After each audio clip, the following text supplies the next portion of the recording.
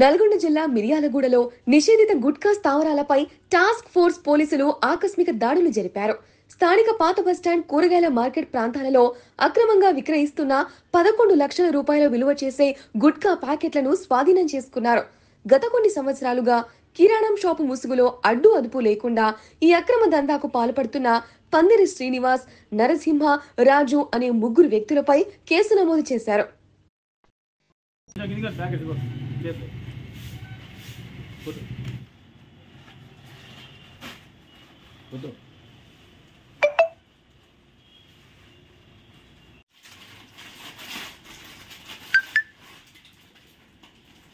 ఇట్లా ఓపెన్ చేయండి సార్.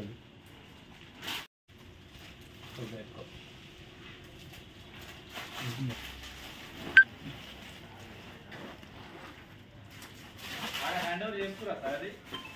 అది అయిపోయింది మరి.